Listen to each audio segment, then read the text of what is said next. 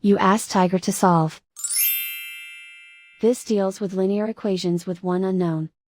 The final result is r equals -7. Let's solve it step by step. Group all constants on the right side of the equation. Subtract 6 from both sides. Group like terms. Simplify the arithmetic.